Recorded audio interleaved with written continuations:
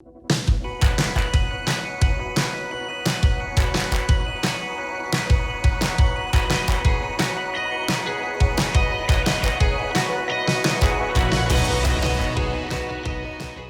shoppers who don't need a third row but want something a little more upscale than your run-of-the-mill compact model have mid-size SUVs to look at. Cars.com has spent a week testing a bunch of 2019 examples popular with small families and couples. They are the Chevrolet Blazer, the Ford Edge, the Honda Passport, the Hyundai Santa Fe, the Jeep Grand Cherokee, and finally the Nissan Murano. So let's see how these 6 mid-size SUVs stacked up.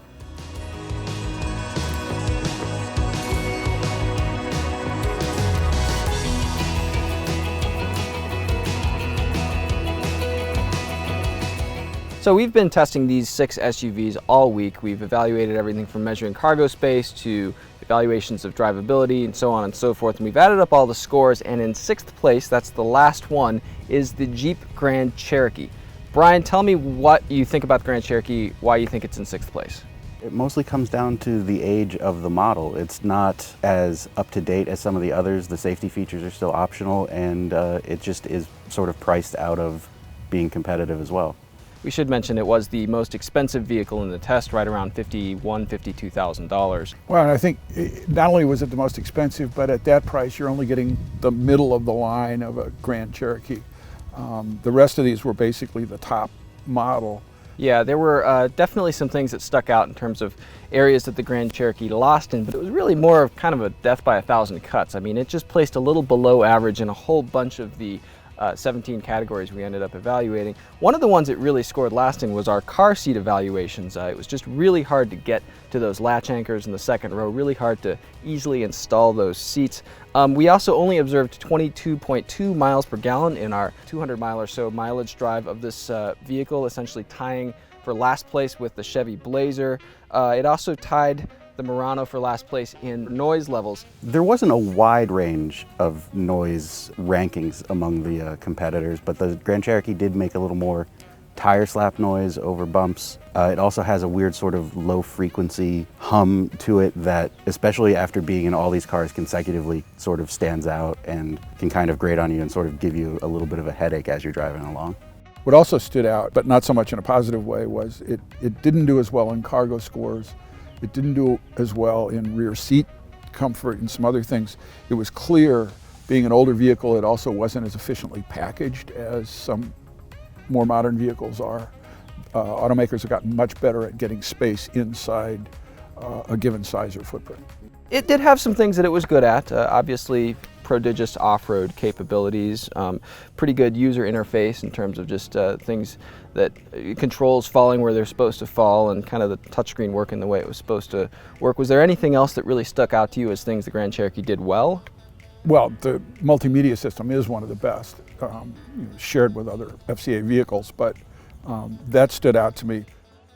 I think it's also worth pointing out just how well we thought it rode, or at least some of us did. I mean, just the off-road capabilities sort of translate into being completely unbothered by things like potholes and road imperfections that the others not necessarily struggled with, but felt more noticeable when you're driving along. Yeah, I agree. I think when you get into the issue of noise levels versus ride quality, there's often kind of conflation between the two among consumers, understandably so. If a car's really noisy and it rides fine, you just kind of merge the two together in your mind's eye. And the Grand Cherokee was a really good example of why we separate those two categories, because it did have all that low frequency noise from kind of the wheels and suspension and stuff, but then once you actually thought about ride quality, to your point, Brian, it was pretty good. Let's get to the 5th place vehicle now, one up from the Grand Cherokee. This was the Chevrolet Blazer. We'll start with you, Fred. There are a lot of things to like about the Blazer, and it's sporty looking. They've done a nice job with the design. It's actually very car-like to drive.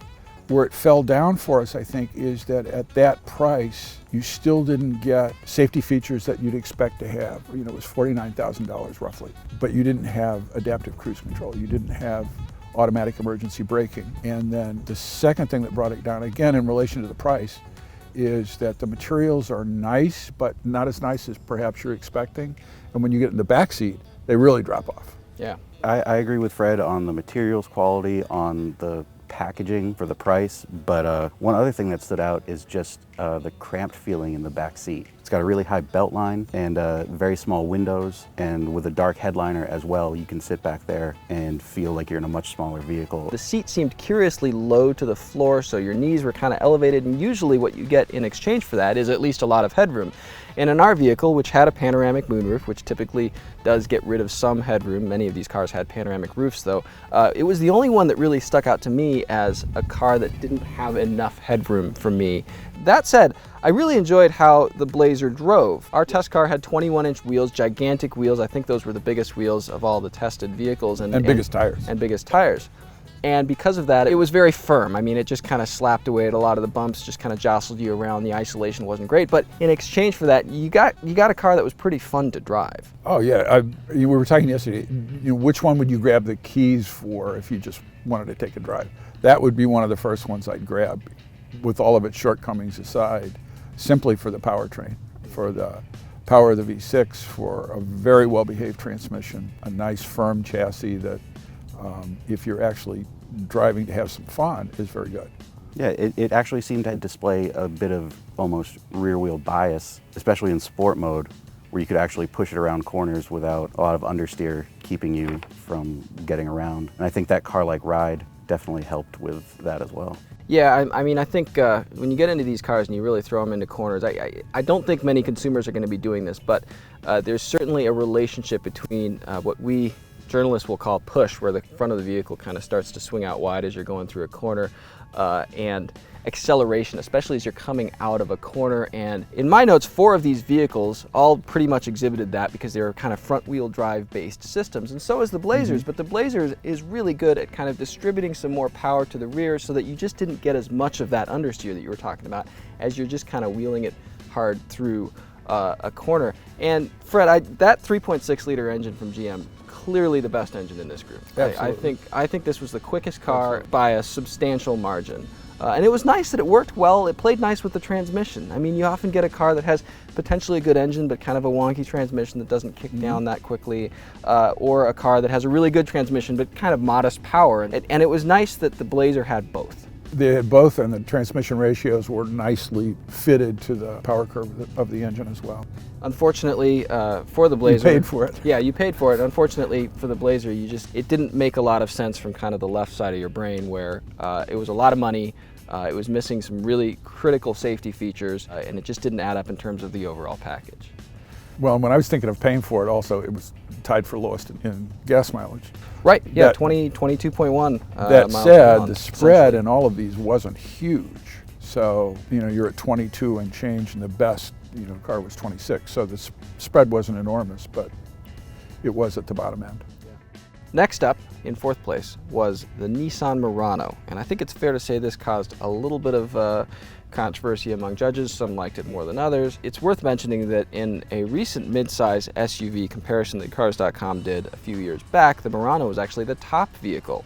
Why did it fall to 4th place? I think it fell to 4th place because aside from the addition of Android Auto and Apple CarPlay compatibility, I'm not sure this model is really any different from that one that won our 2016 challenge. Whereas we've got the new Blazer, we've got the new Passport, the Santa Fe has been redesigned, the Edge has been refreshed. The competitors have caught up and even surpassed it. Yeah, I agree. It's a moving target, and they've made some significant improvements in the Murano. I liked it a little better than maybe some of you guys did, but the safety features have been improved, but not quite as much as other Nissans. It has the adaptive cruise control. It doesn't have their full ProPilot system yet, but at least it does have some of the safety tech upgraded. Also, the MediaTek performs much better, even though the screen still looks older and the graphics now appear to be a little dated. Resolution isn't as much, but that said, everything worked well. It was easy, it was intuitive, has a 360 camera, so there was plenty to like about it. It just seemed a little past its prime, and that Nissan really just hasn't kept it fresh. Yeah, the thing that did stick out for me, and the reason it won the 2016 challenge, was the interior quality and design, I think it's aged pretty well. And I know you guys sort of disagreed with me, but I thought the interior really had a nice look and feel to it, just in terms of materials quality. It felt a cut above some of the other vehicles in terms of just kind of the lushness of the surfaces that your elbows and your arms kind of fall on, and some of these kind of premium touches that you wouldn't normally find unless you step into really a luxury model. And the Murano's always been positioned that way, hasn't it? When it was first unveiled, they made a big deal about the style of it. The exterior styling, that it was different than everything at the time. The interior styling, that it was a cut above everything else at the time. And I think some of that still holds up. You're right, it's aged well. The interior and the exterior actually have aged pretty well, but there's just enough around the edges where if Nissan had been on the case here, you'd have spruced up with a little more of what people now are expecting in terms of, say, stitching, different colors, that sort of thing. I mean, I'll give you the interior quality. I agree with the lushness of the materials, and there's definitely a lot of soft surfaces. Aesthetically, it doesn't seem up to stuff anymore for me. The center console, there's a weird divide that leads to my elbow falling down in between. Right, there also isn't a lot of storage underneath that console, or within it actually. I mean, this kind of did seem, and this was a criticism we had of this car in 2016 when we conducted our comparison then, but it sort of remains true now, is that this is really style over substance in a way, because there's just not a lot of storage space. There's only a little cubby here ahead of the cup holders. There's not a ton of space under your armrest. There's not a ton of extra space kind of lying around on the dashboard. When you compare that to, you know, a car like the Honda Passport, for example, it really had a ton of storage, and Nissan seems like it sort of showed up to the party to be the nice seeming one, but not the most utilitarian one. People bring more stuff into the car, and to not have a device cubby somewhere up in front. Like, they've upgraded the connection, so I've even got USB-C, but I don't actually have a place to put my phone. I should mention, it did get some good marks in some of our measured testing, 26.4 miles per gallon, despite having a big V6, not a small turbo 4-cylinder as some of its competitors do. It got 26.4 miles per gallon, which was the best as tested mileage. Got the top score for car seat tests. I mean, the giant latch anchor is really easy to clip in the car seats using the latch tethers at the bottom of the seats. Super easy seatbelt buckles that weren't going to get run over by a booster seat or anything. So if you're a parent of a young child, this is really something that you should pay attention to. And it was also a close second in our accounting of kind of safety and autonomy or driver assist features. A few low marks here. Cargo space, not the most as tested, far from it. Visibility, not the easiest car to see out of. There are really raked A-pillars, and they extend really far out into your view, so it's very easy for pedestrians to hide in there. At four-way stops, you kind of have to crane around to make sure that there's actually someone or not someone at the perpendicular crossing. It's a more car-like design, and that's one of the consequences for where I sit in that car, unfortunately. Okay, so let's move on. The next one in third place, the Ford Edge. The Edge was refreshed. It's very nice on the inside, but not quite as luxurious as I would have expected for the price. There's an odd mix of materials, some of which is very nice, some of which seems a little odd. It's like in the center of the dashboard, there's a big knob for the radio, and lighted bars. But then there's sort of some cheap little buttons down either side for the climate. It's just an odd mix of materials. It's just very hard for me to believe, based on the interior, that this is a top of the line or close to it model. That's comfortable. The seats are very well padded.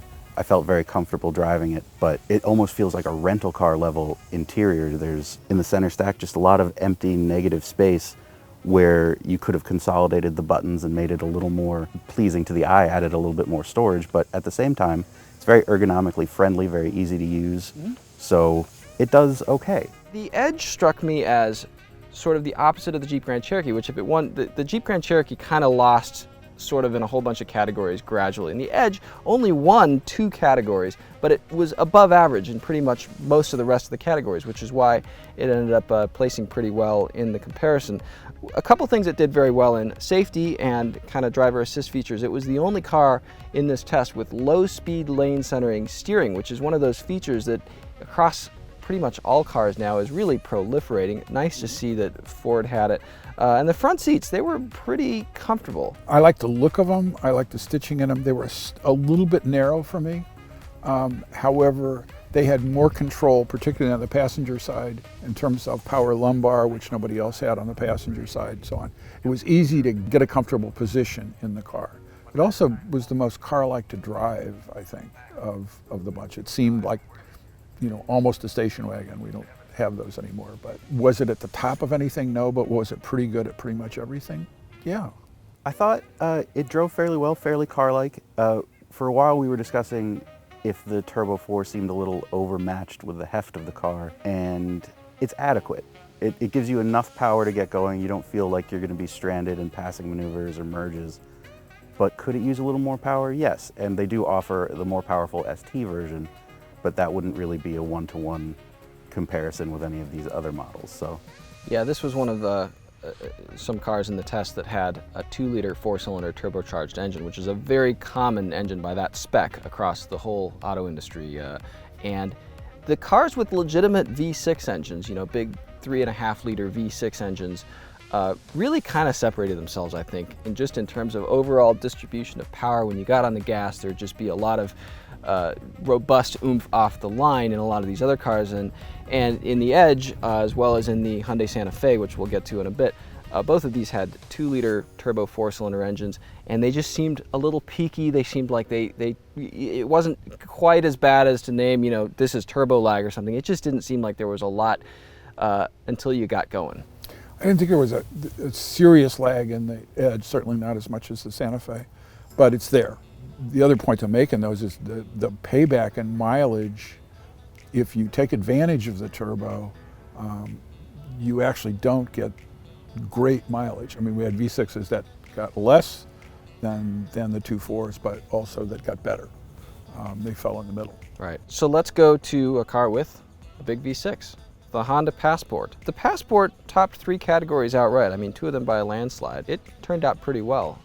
I'm a big fan of the Passport, especially the visibility and just space inside the car. It feels almost like you're driving a pickup truck with a bench seat for how much just open space you have, especially in the front part of the cabin. And just the linearity of the V6 and its transmission. It's not the quickest feeling, but it doesn't ever feel like it's trying to hold you back. Right, it's not overmatched, certainly in that car. It does feel like a pickup. It feels like a Ridgeline pickup, which has kind of the same front end. And even though they've styled it to try to look as different as possible from the outside, it is a Honda Pilot. I mean, it's a short Pilot without the third row. And you pick up a lot of features that are also virtues of the Pilot. I mean, it's almost a minivan-like features in terms of huge center console, extra cup holders in the back, because that's where the captain's chairs would have been in a Pilot. And you get all of that and still have a competitive 2-row, you know, sort of personal SUV. Really agree with what both of you said. I mean, really strong marks for storage, for practicality, for visibility. I mean, this was the only one with little kind of cues from 3-row SUVs, obviously, with its relationship to the Pilot. I mean, it had a conversation mirror if you want to see your passengers in back, stuff like that you usually don't get until you get really up to more kind of SUVs expressly designed for families. And there are going to be a lot of people who don't have families that buy a mid-size SUV, but it's nice to see that if you do have a small family, the Passport really is ideal in that sense. A few things that it didn't do so good in. I noted ride quality. It just seemed very uncontrolled. It seemed very trucky in a sense, and it didn't offer you much payoff in terms of handling. I mean, we talked about the Chevy Blazer and how it rode really firmly, but then it was just a blast to drive. The Passport seemed like it was just kind of a clumsy, shifty sense of ride quality, just a lot of lateral movement, and it didn't give you this payoff when you got to a winding road. No, not at all. It drove maybe bigger than it actually is. I mean, I was getting body roll, body motion on a rough road. Less composed than I would have expected, but that said, it wasn't unpleasant either. In the city portion that we drove, on a bad street, it soaked those up reasonably well. I agree with you on the handling. There is a lot of body roll. I think part of that is due to its pretty high ground clearance. Right. So the Passport, a lot of towering strengths. There was one towering weakness that we all kind of agreed on. It was the kind of user interface, the controls, how everything functioned. It was kind of a split personality in terms of controls. The things that you would use a lot, like climate control, those were very easy, had high quality knobs. It felt good. They were also intuitive. It was the only one in the group that had separate climate controls for the rear seat, but then you got to the multimedia system. You got to the touchscreen. It's no better and not improved than the one that's been in the Pilot for years. They finally added a volume knob to it, but otherwise it's these very small capacitive controls that are hard to use. You got to look down to make sure you're hitting the right place. And also, it's a shiny surface and tilted up. So, we did 200 miles on a relatively bright day, or a lot of the stretch was bright, and you're getting glare off of that, in addition to the fact that you can see every speck of dust and fingerprint. If that makes you crazy, it does me. On top of that, you get the push-button gear selector, which isn't the design I think any of us would choose if we were building our own car. It's clumsy, you have to look down to make sure. I imagine you could get used to it. I actually sort of prefer it to some of the dial options that other models have, but give me a gear selector lever every day. I think it was designed by a lawyer. That somebody sat down and said, we're going to design something that makes you look down every time to make sure you're on the right button.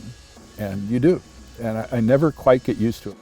And that brings us to the Hyundai Santa Fe, our top-ranked vehicle. It won, in essence, 3 categories outright, including 2 really strong ones. Probably the strongest single case for the Santa Fe is value. Oh, absolutely. That it was by far the highest score for value, and it was the lowest priced vehicle here, but lowest priced by a bunch.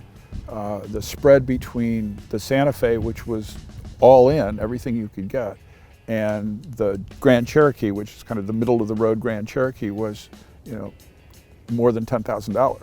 And the Santa Fe gave you a full plate of safety features, an excellent multimedia system, pretty nice interior. Pretty much any technical thing you wanted was there, and the quality was high enough that you felt like you'd gotten a pretty nice vehicle, even if it wasn't quite at the top of the game of what some of the other ones had. Yeah, I agree. I think the interior quality is more than adequate for this class, and at the price that's tough to beat. And you mentioned the spread between the Santa Fe and the Grand Cherokee, but even the spread between the Santa Fe and the second lowest priced vehicle is still about $4,000. Actually, I think more than $4,000. So you're getting quite a lot of value out of this model, even for the class. With Hyundai's excellent warranty to boot. Another mark that the Santa Fe did really well on was kind of user interface. It was kind of the anti-passport in that sense. The multimedia system has, first of all, a tuning knob. We're constantly harping on that, but it's so much easier than any sort of alternative any company has come up with so far. Very easy to use push buttons that don't feel cheap. They feel very nice when you're using them. And a very intuitive layout of all of the controls for things like the HVAC system, for heated seats, ventilated seats, and also the safety feature controls as well. One of the Santa Fe's many wins was in cargo space, which we measure the space behind the back seats, we measure how well the seats fold, where they fold from, space underneath the cargo floor, and even things like the angle of the lift gate and the space all the way up to the front console if you need to go to Home Depot and load in some 2x4s. And in all of those regards, kind of overall, the Santa Fe did really well. One of the 2 categories it didn't do so hot in was front seats. Personally, I just found the cushions to be especially firm, a little too hard. I imagine that had I had to spend longer than maybe 45 minutes in it, I'd start to be uncomfortable. So that didn't seem ideal for a longer drive, which these are sort of geared for. We really kind of gave it low marks on drivetrain. I found it to be just a lot of outright lag. You get going from a stop sign and you go from no accelerator pedal to a fair amount of accelerator pedal if you need to get to the next light before it changes on you or something. There was just almost a full second sometimes when absolutely nothing happened. And it was mystifying to me whether this was a transmission, a gearing issue, or if it was an issue with the engine, also a 2-liter turbo 4-cylinder, but it seemed like it just needed the most help versus a lot of these others. It drove me crazy, and it was a mystery. I had exactly the kind of lag you were talking about. I'd have 1,000, 2,000, now we're going to go. Whether I was from a stop or whether I was trying to do a passing maneuver, 40 to 60, 30 to 50. I still had that lag, and it was mystifying to me because that engine is not exclusive to the Santa Fe. There are versions of it in other Hyundai Kia products the transmission. There are versions of it in other Hyundai Kia products. And for some reason, however it's tuned for this one, the combination together was just not pleasant to drive. In terms of the 6 we had, it was my least favorite in terms of the drivetrain by far. And yet, at the end of the day, it made a lot of sense from a dollars and cents standpoint. It also made a lot of sense from just a controls and layout standpoint. And yeah, it fared really, really well in this challenge. And there you have it. You can read plenty more, including judges' comments and full scores, all of it on Cars.com.